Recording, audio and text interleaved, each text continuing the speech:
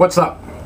So I'm here to talk about Animal Kingdom, a film I really enjoyed. I'm going to give it an 8.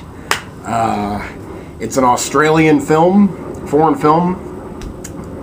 It's got a Oscar nomination for it. I really wanted to see it in the theater. I never got around to it because it went to the art houses and not too many, and I just never got around or the chance to seeing it. So I rented it as soon as I could so I could keep up. It's, I think, only got 1 Oscar nomination. I was wondering if it got 2. Maybe a Best Foreign Film. I don't think so, though. Anyway, Jackie Weaver, who plays the mom, she got a Oscar nomination for Best Supporting Actress. And she's not gonna win, but I really think she should. I think she deserves it. She's amazing in this film.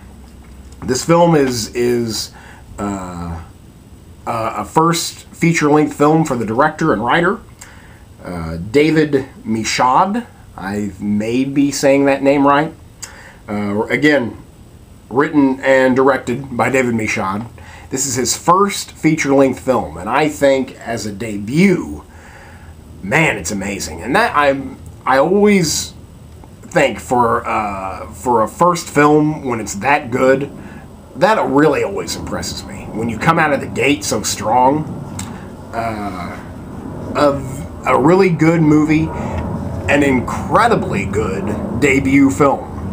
Already he shows hints of mastery, of tone, of pacing, of the use of sound. He's obviously well schooled in film. David Michaud. Stars, a lot of people, big cast. Ben Mendelsohn, Joel Edgerton, Guy Pearce, who is basically the only person I recognized. And I think Guy Pearce seems to be in every Australian movie I see. Luke Ford, Jackie Weaver, Sullivan Stapleton, and introducing James Freshville. James Freshville is the main character. It's about a young man. His mother passes away, so he goes to live with his grandmother, his mom's mom. And it's like he went from the frying pan and into the fire. His entire family is insane, violent, intense, dangerous, and apparently the most successful bank robbers in Australia. Right away, that's basically my only fault with the film, is I really would have liked to have seen where these characters came from a little bit, where what we get is a slice of what's happening right now. We get the denouement of their life.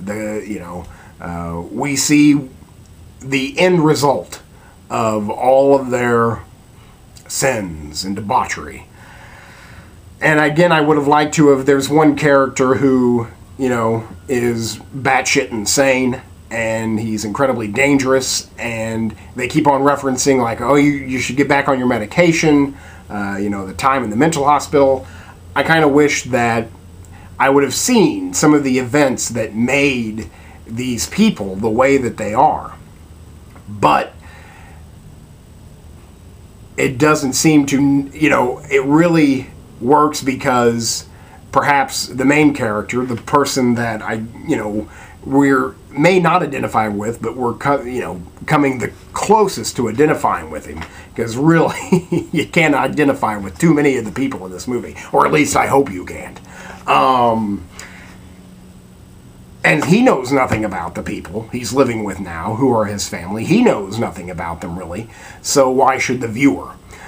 So again, I've kind of talked myself out of my only criticism of the film, of wanting to know more about the characters and where they come from instead of just dealing with what we have. All of the acting is great. Jackie Weaver is a highlight here. She's not in the movie as much as the other people, but when she is, you just can't take her eyes off of her. She is chilling. I would equate her to the shark in Jaws. You know, you can't see the shark too much, or you know, it'll be a overkill. You know, it's rationed and teases you, and that's kind of like her. You know, she appears and she's magnetic and, you know, jumps off the screen, and her eyes are ablaze. You know, her eyes are going crazy, and at times don't match the rest of her face, or the mood. She's really chilling. Really, I have to compare her to, I got a lot of Anthony Hopkins out of her. It reminded me a lot of his Hannibal Lecter. You know, she was very calm and very kind, but at any second could rip your throat out, you know, and become the most savage thing you would ever want to meet. Again, her performance, her character reminded me a lot of Hannibal Lecter. A very chilling, I heard one review call it a portrait of evil, and it really, you know, kind of is, in a movie where pretty much everyone does bad things, even if they believe it is right, they're still doing wrong. Characters, you know, again, the characters come into the story, and you know, you get to like them. You're thinking, oh well, this guy's cool. I can't wait to see you know, what happens to him. I think he's going to do something great, and then he's dead. You know, he gets killed. I found that very honest. The violence in this film, in this movie, is very violent. It's shocking. It's very realistic. It comes out of nowhere. It means something. Every violent act that is committed actually adds to the story, adds to the gravity of the situation. And by no means do I think this is an action film. I would call this a drama, if anything. A family drama. But it's just what action films don't have, you know, where the action is pointless and just noisy. Here the action serves the story brilliantly. Right on the box it says, an Australian answer to Goodfellas. I can kind of see that in a way. That's not the best quote in the world, but I mean, that kind of gives you an idea. The use of the tone of this film is really what impressed me the most. It really affected my emotions. The use of sound was really good. There's this building tension that the music creates. It has an excellent soundtrack and a very good score. I mean, I think it takes place over, you know, at least, well, no, I'm not sure when it takes place, but the soundtrack is really good. It's got a really good soundtrack and a really good score. And sometimes the score gets really intense to, like, even where I thought I should turn down my home theater system, because it's just like kind of like the score of Inception, but not really. I'm just trying to think of something to give you a point of reference. But again, the use of sound really fits the movie well. Really helps with the tone. I thought it was brilliantly paced. It's just under 2 hours, and I thought it flew by. Again, I cared about pretty much all the characters, you know, pretty much right off the bat. And even though, you know, you don't get to see much about them, and then you don't get to see too much of the aftermath. One central character has a wife and baby, and some unfortunate things happen to him, and we never see his wife or baby again, which, again, in this horrifying family, that may be the way it is. You know, if you die, you're cut off. They don't care.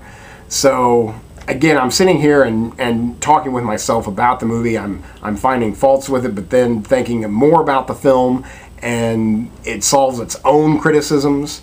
So I think it's a really mature work of art from a first-time director, and I think that is spectacular. So this David Michôd, definitely a name to watch. I hope we see a lot more from him. All the performances are great. There's one, I mean, there's a ton of names and a ton of faces on this box. I can't pick out who is who, but there's one guy who's just crazy. I never felt safe for any of the characters. Like, I always had a sense of impending doom. When I would see new characters, I would, like, in my mind, say to the new character, get out of there. You know, forget that you ever saw these people, because something bad is going to happen to you. So it really is a very effective film. It's well executed, expertly executed. And again, from a first-time director, it's quite something else. All of the acting across the board is great. Guy Pearce, again, the only name and face I knew before Jackie Weaver. He's great. Again, he's like in every Australian movie that makes it to America. So he's really good, and I'm sure he had a lot to do with bringing this film to a larger audience. Just a really good movie. If you like crime movies, if you like bank robbery movies, mafia movies, this movie is for you. Reminded me a lot of A Prophet. I don't know if you saw A Prophet, the French film from, I guess it would have been '09. I don't know if it's as good as A Prophet. It's definitely different. It's definitely more fast-paced. It just reminded me a lot of The Prophet in ways. I really like this movie. I still will stand by my 8. You know, I think there's room to grow for this guy to paint a masterpiece, but as a debut, I think it's a solid 8 and a great film. Fantastic performances. Again, very, very effective. The use of tone, use of color, use of sound, really just sucks you in. It's transportive. It takes you to that place, and at least for me, felt like I was in danger. It felt like I was in harm's way just to be a fly on the wall in this family's house. So anything that can transport me from my living room into, you know, a faraway land, I gotta give it props. Gotta give it props. So that's it. I hope Jackie Weaver wins Best Supporting Actress. I don't think she will. If I had seen this film in time, I certainly would have voted for her. I think she's amazing in this. But it's pretty much an amazing film. So I definitely think you should see this, no matter what. You know, no matter your taste. I think this is a film that should be seen, and is a definite statement and welcome from David Michôd. So I will look forward to his career with great hope. So that's Animal Kingdom. It's a solid 8. Great watch. Check it out. Thanks.